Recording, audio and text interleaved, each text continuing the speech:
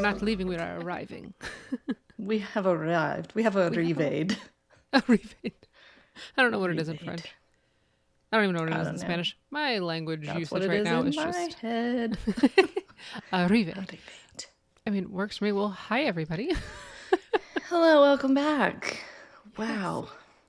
Right? Has it really not been that long? It feels like it's been forever. It feels like it's been a little while. And soon we're gonna this is not our wrap-up episode, but soon we're gonna be at another wrap-up episode. And I'm like, I'm not ready. Can't do it. We are wrapping it up, whether you are ready or not. Right? But not actually, not this time.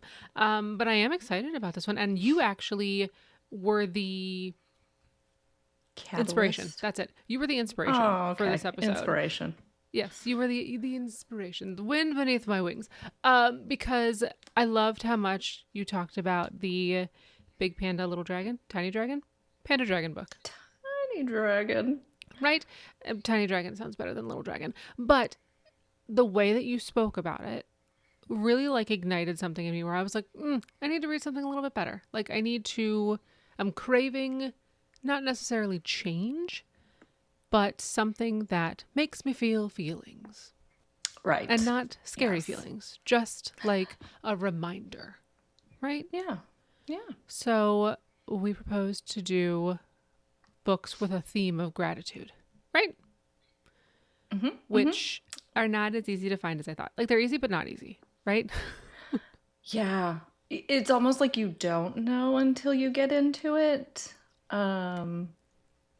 Yeah, it'll be curious because I know the two that we talked about previously that I had read that kind of triggered this. And it was funny because I was currently reading another book, not about gratitude, but weirdly enough, that underlying theme is what hit me. Oh, nice. So I'm going to go out on a little limb when I talk about my book. It's not going to be as gratitude-y as Which is fair. Big Panda, Tiny Dragon, or A Monster Calls. Which, did you read? Did you read that one yet? No, I did we not, had because talked about I it. went in a Okay. completely different direction, which I will talk about too. But no, I have As well. not read that one yet, right? Okay. We gave each Okay, other fabulous. the topic and then promptly deviated, which is our norm. Exactly. Yes, that's what we do. I do love that we plan things and then do none of them. Right. We like a good plan, but... Exactly. But I did grab two. I did do two fabulous. gratitude-y books, right? Fabulous. I love An it. attitude of Okay. gratitude. So I struggle to call the first one a book. It's a book, but I guess it's a blip, right? So it was a book called A Short Guide to a Happy Life. And when they say short guide, it was 30 pages. That's it. It was Yes. a real short guide. Blink and you miss it. Right, it was by Anna Quindlen, and I was kind of looking for, your natural Google search. That's hey, what are some really great recommendations for something of this nature? Give me something to read. And this is one that came up several times, and I was like, okay. And then I downloaded it, and it was 30 pages. It was you're already 5% done. I was I've read the title. I have what read, is happening? Yes, I am just going to the first page here. Right. And it was so from my Kindle perspective, I felt very accomplished because it took me 20 minutes. Right. Yeah. I think I was I found it and I read it and I was I don't think that counts. I feel I cheated. I feel I cheated, but it's counting. So we're counting it we're going. Because it was about gratitude, but it was definitely punchy. Right? I didn't expect when I was oh, this is going to be over real quick. I didn't expect it to do much, but it was actually it was nice. It gave you a different perspective. It was very much kind of, and she's written several other things, but this one definitely talked about the idea of not waiting, right? We spend all of this time preparing for whatever the next thing is, right? Oh, we have to do this so that we can get to there. We have to do this so we can get to there. Okay, but what about the doing this portion? Why are we not enjoying the doing this? Which is a really nice reminder because I spend all of my time doing this so that I can get to wherever it is that I need to be or finish Prepping that thing. is fun. Prepping is so fun. Right? You get all your little accessories and Yes. all your little things, and you're like, yes, I am preparing to do the thing. Right. And I love a good new project because that means I get to do all those things. I get to make my cute little list and I get to organize all of the things. And then doing the project is where I'm kind of like, all right, now I'm bored. That was Okay, now not I'm as done. exciting.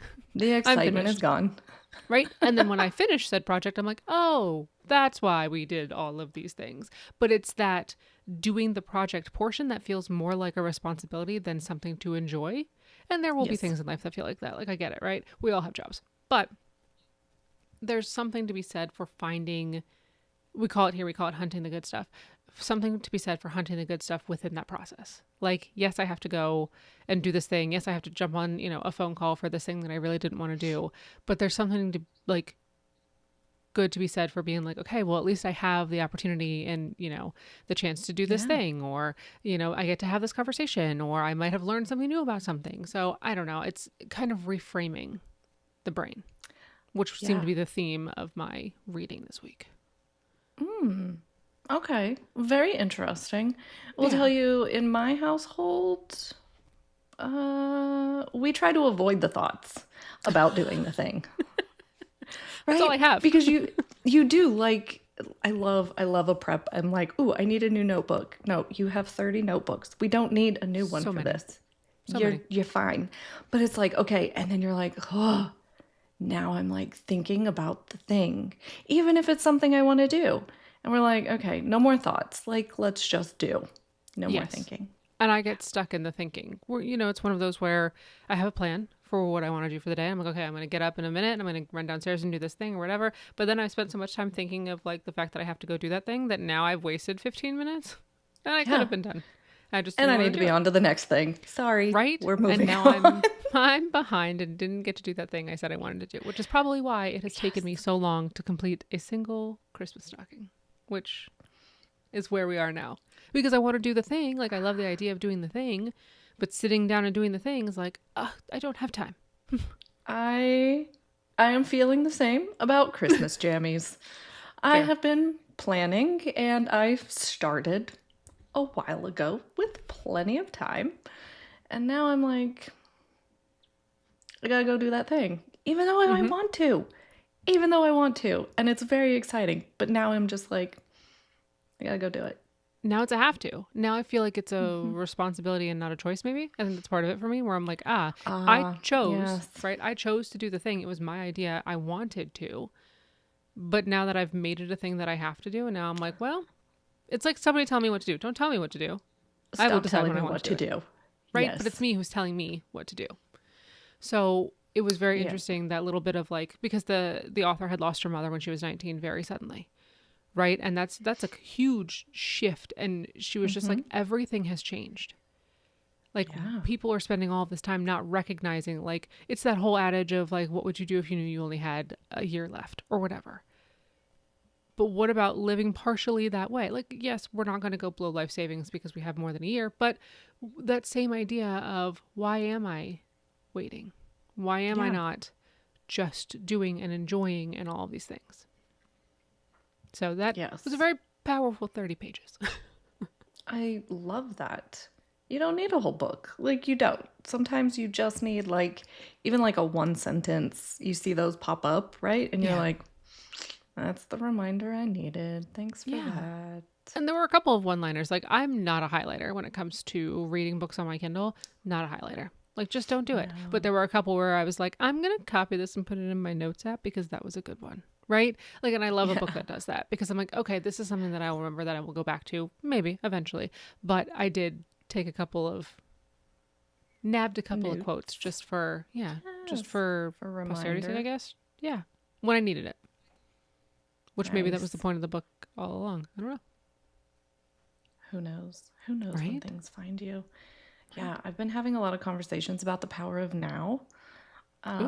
That has come up for several people, and that is one that I always say, it will find you when you're ready for it, because I had tried to read it a couple of times and just couldn't at all. We know how I feel about that. Right? Like, you just, like, I'm like, this is over my head. I'm not understanding. And then one day I'm like, I pick it up and just fly through it in like a weekend. And I'm like, whoa, what is this shift? But I've talked to several people that has been the way that they've experienced too. Also a very powerful book. Also very simple, but not easy. So, yeah, that's not the one I read. So that was just kind of like... That's just a bonus. And that's just an impromptu bonus for you. So, yeah, but I like that it came to you when you were ready for it. Because sometimes I try to force a book, right? No. And I end up giving it 2 stars. do it. So there are some that is just fine. it is, for. yes. But there are some where I'm fine. like, maybe I should give this another shot at some point. Maybe I should come back. Okay, so all of these things are fabulous segues into the book I read. Like, Okay, perfect. there are so many. Okay, so Anna Quindlen. She wrote the foreword in the book that I read. Really? You Yes. saw my eyeballs go, no, I said that name, because then I was like, maybe I'm nuts. You did. Maybe I'm just crazy. Because you posted it, and I was like, why does that name sound familiar? Oh, yes. It's the foreword of the book that I read. Oh, I'm not going to show you nice. the cover yet. Because there was also, like a revisit. So I've read this book several times. Okay. And I, as a elder teenager, I told people that this was my favorite book of all time. And then I went to reread it because I was like, okay, why did I say that? Why was I telling people that? And so I went back to reread it a couple months ago, maybe a year ago. And I couldn't get past the first couple pages. I was like, why? Why was I telling people this was my favorite? I don't know. But I was also very deep into fantasy at the time. And this is not that. So maybe that's what it was. So I picked it up because it did come up in conversation elsewhere. And I was like, let me try again. So I picked it up and I was like, oh, like it immediately felt like a warm hug. And I was like, I remember why. So this book is called A Tree Grows in Brooklyn. Aww. With a foreword by Anna Quindlen. Love that. This, I would maybe argue that an elder teenager has no business reading this. You probably don't, but I felt like I aligned with it in some way or another. Did elder teenager version of you like skip over some parts that didn't make sense? No. Oh, so elder teenager, you read the whole thing and like understood read the whole thing. And as I recently reread, this book has stuck with me. I don't remember a lot of books. But this one, I think about individual stories. I think about individual experiences. I think about things. And I did not know where those came from. But as I was reading this again, I was like, oh, it's from this. Oh, okay, that's also from this book. Okay, this is also from that book. So this is about Francie Nolan growing up in the very early 1900s, which is wild for me anyway, because I would usually see that.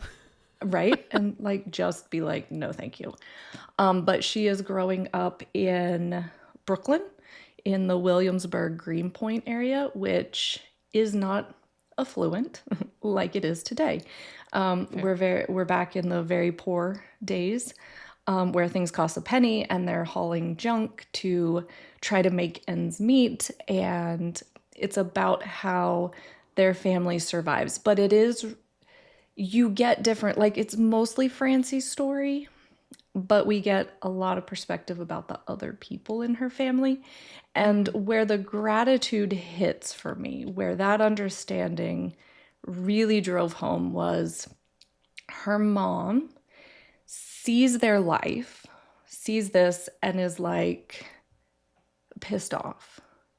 She's like, we work so hard for these children. They deserve a better life. Like, this life is not good enough for them. We need to do better. I need to do better. I need to provide more. And it's like how they're scraping by, because they are not like, it's a very poor situation. And then you have the dad who is happy-go-lucky. He's thoroughly enjoying their life, right? He looks at their life and he's like, I have my wife who I love. I have 2 kids. You know, we're this happy family. Like, yeah, things are tough, but we're doing so great. And he's just happy in that life. Right. And then you have Francie, who is very realistic about the situation and understands that this is not a great situation. Like, she understands that they're not doing well, and also has this imagination and this dream and betters herself, and so kind of sees it for what it is, which it's a very cool thing to see, like the mom have such a negative perspective and the dad have such a positive, and then the kid like seeing the world with both of those perspectives. Right, some realism. Yeah. And so it was just very cool to understand, like, that it feels like a gratitude, like the underlying theme of gratitude is just like, you can look at life all different ways. You know, it's going to be different for every person, and there is no wrong way. It's just really your experience with it. And it was very cool. One of the biggest stories I think that stuck with me was Francie was talking about how they don't have anything. They're very poor. They're scraping together stuff. Sometimes, you know, dad will bring home an extra $1 and they'll get cinnamon buns, but they always have a pot of black coffee. And sometimes they have condensed milk. But the rule is you can have 2 cups of black coffee a day. And like, because there's plenty for everybody, right? There's always a pot. And Francie doesn't really like coffee, but she drinks it because her parents drink it. And like, you know, it's part of the family thing. Things that brings them together, right? They have a pot of coffee. But she ends up usually pouring out 1 cup, like a full cup of coffee. And her mom's sister, so her aunt, is like, why do you let her waste coffee? Like, don't let her pour that out. If she's not going to drink it, don't let her have any.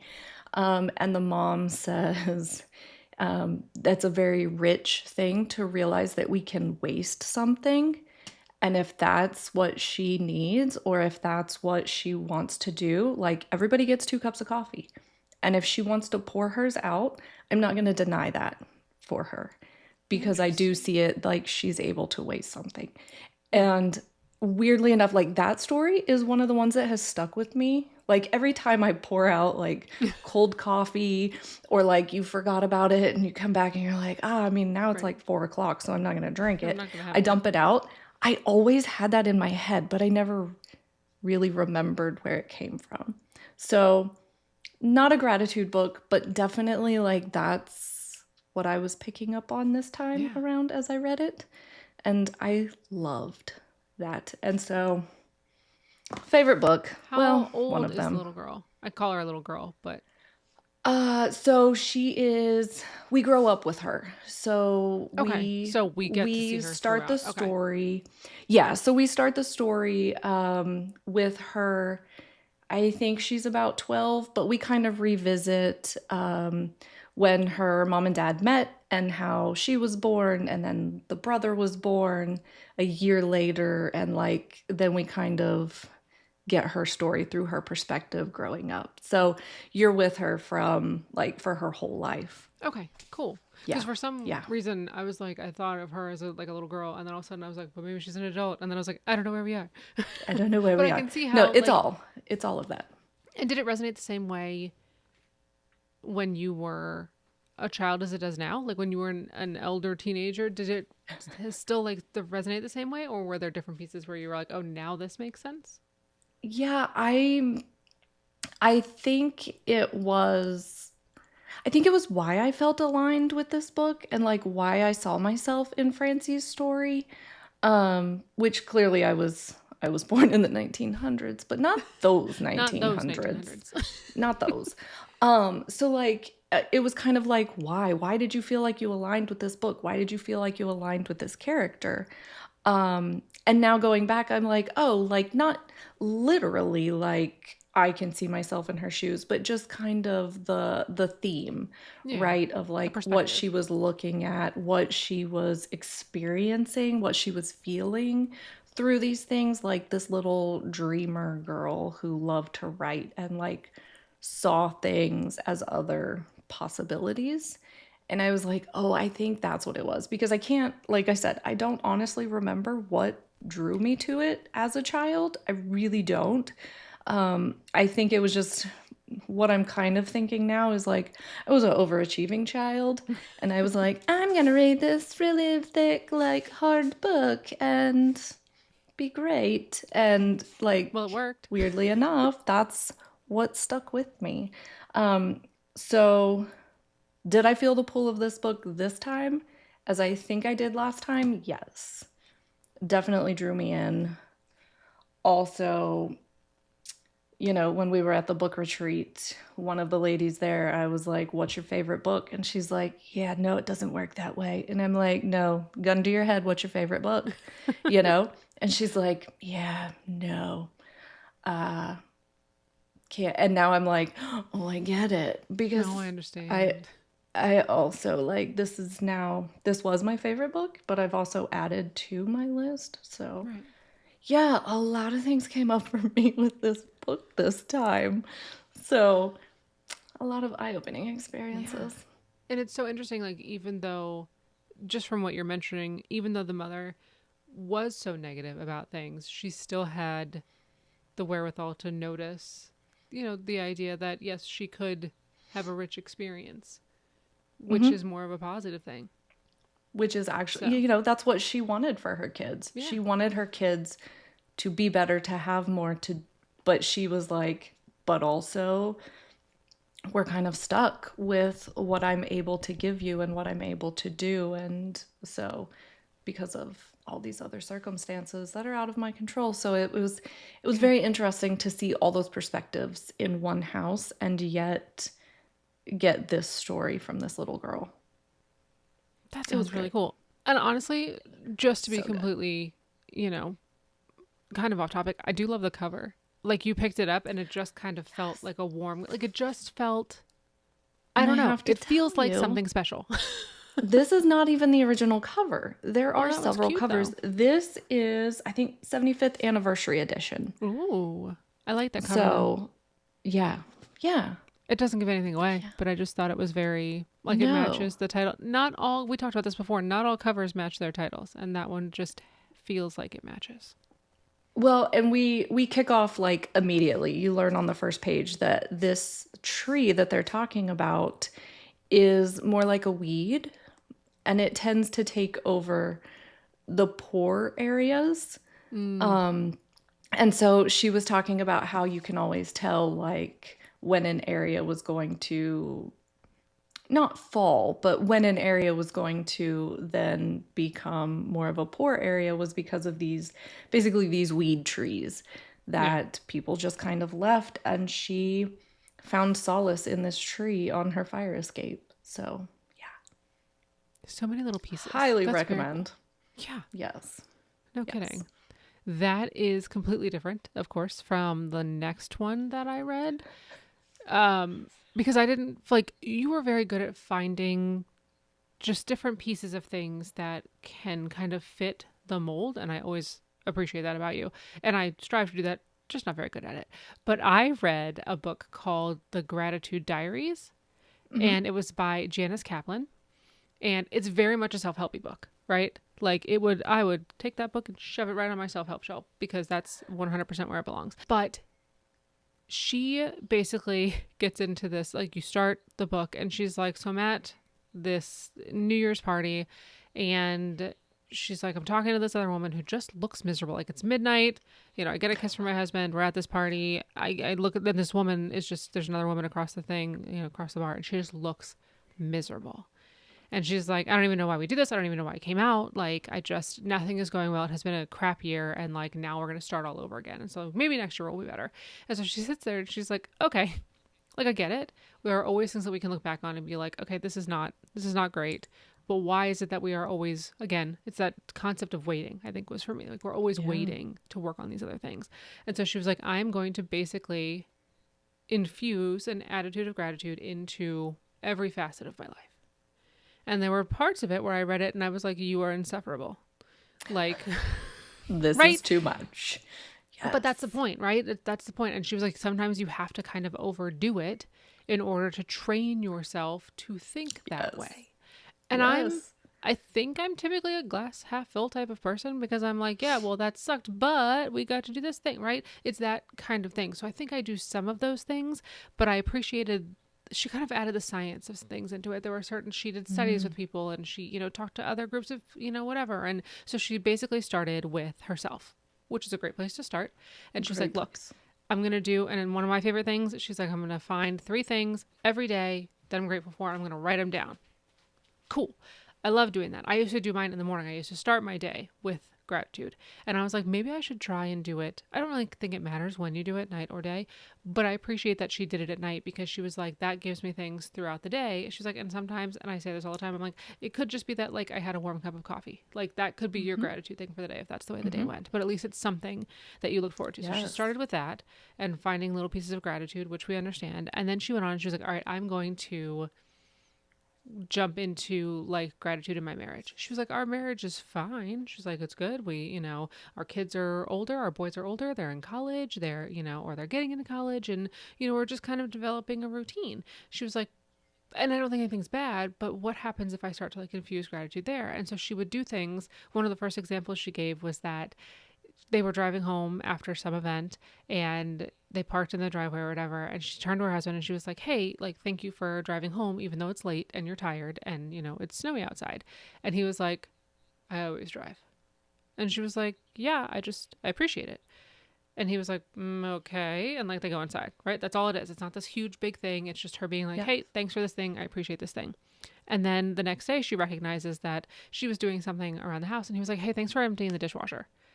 And she had that same bit of like, but I always empty the dishwasher. So it was very interesting that it was just, it wasn't necessarily that she was like, hey, I showed you gratitude, so now you show me gratitude. It was just like a natural progression of you notice it in others when they notice it in you, which was cool. And then she's like, cool, let's now move on to my kids. She's like, let's see how we can do it over there. And this is where this one hit harder for me because I have kids. And so it was very much, there was a study, she had done a study of how like the different age bands and where they fall in the area of gratitude. And the least grateful were millennials, least grateful out of all of the bands. And part of it when they did the study, which was a little while ago, was because their brains weren't fully developed yet. So, you know, there's something to be said for that. But it's also the way that they were seeing the world. So it wasn't necessarily that they were being ungrateful. It was that they didn't attach gratitude to the same things that the older generations were attaching gratitude to, right? There was when they were seeing gratitude, they were seeing it as debt. So they were seeing it as like, oh, if I'm showing gratitude to something or someone, I am in that thing's debt. Yeah. And they didn't like that feeling. So they were like, when you get older, you realize that you can actually separate the two. So I can be grateful for something without having to feel like it's taking from me or having to feel like I owe somebody something. And that was very interesting. And it talked about one of the girls, she was 15, I want to say. And they said, hey, you know, she plays hockey and her mom was like, I really wish she would just be grateful that like, she's like, I'm driving her to, you know, practices every week and we're going to tournaments out of town and yada yada. And she was like, and I just don't I don't ever see any of the gratitude there. And the girl was like, it's not that I'm not grateful, but like, you want me to play hockey, I go to practice, I go to tournaments, I play hockey, I can't drive, so like who else is going to drive me? Like you kind of have to do it. So it was again that obligation piece. She wasn't seeing it as like a, hey, my mom's taking time out of her day to go take me somewhere. It was more of just like I haven't connected the dots in my brain to see how that puts the other person in a different place versus this is just a thing that has to happen for us to do what I was supposed to do. Yeah. And so there was a lot of that, like obligation versus gratitude. And so that, especially with having a middle schooler, really hit where I was like, oh, so I felt a little bit, I kind of felt a little bit better where I was like, okay, maybe I'm not screwing up. Maybe I'm not teaching them gratitude. It's just has to come out in a different way. And just because the way I understand it doesn't necessarily mean that that's the way that it's going to come back to me, or that it's the way that they're experiencing it, or whatever it is. We would all love for people to recognize what we're doing and say thank you or whatever that is. But it's not about getting it from others as much as it is feeling it internally, I think was the point of this book. And so while it was a little preachy at times, where I was like, okay, I get it. Like, she's talking about people who were complaining about the weather. And she was like, instead of complaining about the weather, I'd be like, oh, but we get to drink hot chocolate, or, oh, I get to wear these really cool pants, or whatever. And there were other times where I was like, ma'am, it is 9 a.m. and you just got off the subway. I don't think anybody gives a crap. Like, they don't want to hear your Susie Sunshine right now. They just want to get to work, right? But I also appreciated that, like, that's where she was going with it. I'm laughing so hard because I am that person. Yes. When people start to spiral downwards into negative, I'm like, no, let's not go there. Let's think about. And, it's very annoying to people who are not ready to receive that. Right. And I get it. And I've been warned, like, calm your shit here, because I'm not in the mood for that. No, but I think if somebody knows you and expect, like, that's who you are as a person, right? There's a difference between that being who you are as a person and knowing that that's, like, that's what you're going to get when you talk to you. And that's I'm not doing it to be annoying. I just want to remind you, like, there's always a plus side to things. And people are like, just let me be negative for a minute. I just want to be sarcastic for a second. This. Let me feel my feelings, but I think there's something to be said. There's a difference between somebody you can tell. You kind of get that aura from people that are like, oh, this person is constantly annoyed, constantly upset. Like, that's not a type of person that I enjoy being around. So I don't necessarily put myself around them anymore, because you can tell. If everything is always a problem, if everything is always an issue, if everything is always bad and sad and mad or whatever, that's not somebody I want to be around, because that doesn't make me feel good to internalize. And so I try not to be that way in a general basis, general life. But I also know that I'm not always really good at seeing the bright side. And so I think the book did help me a little bit to be like, okay, you could be a little bit better. She was talking about, she like walked down the road one day and some guy was shoveling, and it snowed. Some guy was shoveling. He didn't look. He threw it over his shoulder and threw it like right into her as she was walking by. And she was like, watch where you're shoveling. And she like walked off, and she was like, oh, that was not very grateful of me. And so she was like, I backed up. She's like, I sat there and I thought, well, at least I live in a place where people want to shovel. She's like, so I backtracked and I was like, hey, thank you for shoveling or whatever. And he just like looks at her nuts, and like she walks on. She like walks back and he ends up shoveling again. And she's like, God, what? I'm trying to be nice here. But I appreciate those things. I don't know if I'm the person who would have backtracked. Right? I don't know that I would have gone back, but I'd have just been like, yeah. And that's the part where I'm like, okay, like maybe that wasn't so great. And I've had those moments before where like you get annoyed at something and I'm like, oh, maybe they're like having a rough day, or like maybe there's an emergency somewhere and that's why they're speeding like that or whatever. Like, sure. But there are other times where I just want to be like, I have a horn for a reason. Let me use it. But I'm also afraid of beeping the horn. So it's that weird like positioning. Yeah. Right? Assume positive intent. That's all we can do. Well, we talk about that all the time here. Because most people, and I think this is something that I've heard many times in my life, other people are not thinking about you as much as you think they are. Nope. And so, honestly, that is a Cindyism. Honestly, it's just one of those things where if I'm assuming that someone is not doing something to intentionally harm me, it makes everything easier to handle. It's not about me. No, and I think that goes hand in hand with the gratitude piece. I don't have to be thankful that you cut me off in traffic, but I can, be grateful that there was enough space that there wasn't an accident, or that And I'm grateful you're in front of me now. Yeah. And not behind me. Right. Go ahead, go on. Sitting in my back seat. If you want to ride together, we can go to the HOV lane. That sort of thing. So yes. I don't know. Yeah. I definitely picked more brain work gratitude books than I expected to, because I was like, oh, I want to find something that's like uplifting and blah, blah, blah. And like I said, that first one was uplifting, but it was also like, whew, life is short. Get your shit together. Right. Right? Yeah. But the second one, definitely had some pieces where I was like, oh, those are good points. And I always like a book that's backed by a little bit of research and science. So She hit a lot of Yeah. those points. I love that. Yeah, feelings are good. Like, we're human and we're here to feel all the feels. So, even the bad ones, but also we don't have to stay in those. No. We don't. And I think that's the part that I like, is the reminder Mm-hmm. that while an initial like reaction to something, usually it's brought on by, this has become a very philosophical discussion. Normally it's brought on by, like, you know, anger is a response to fear of some sort, right? So kind of getting down into that and realizing like, oh, at least I'm safe and can have these feelings and understand like where they're coming from. All of those things are where the gratitude stems from. So I think kind of incorporating a little bit more of that. And granted, it's the month of gratitude, and right, I'm not a person who's going to put a thing I'm thankful for every day on Facebook. That's just not how I am. But I might actually talk about it, think about it. We do it at dinner with the kids. We usually say, you know, what's one good thing that happened to you today? How did you help somebody today? Who helped you? These are the questions we ask with the kids at dinner, because, you know, it kind of helps them reframe the way that their day was. Because when my middle schooler comes home and was like, today sucked, I'm like, did it? Like, did it actually? Or did you just like not want to do work in English class? Yeah, did you just have one experience that threw off everything? Yeah, I love it. So Here for it. definitely a kind of a way to change the way we see things, which I don't hate. I like the reminder, I guess. It will say, I think that's the fun part about doing gratitude in the morning is it really sets up your day, right? You're going into the day like seeing the positives and looking for and assuming positive intent. And also the argument could be made like when you're doing gratitude at night, if you know that you're doing gratitude at night, you're going to be more focused on looking for those things like, okay, mental note, I'm going to write this down later, like, or Right. you're looking for them.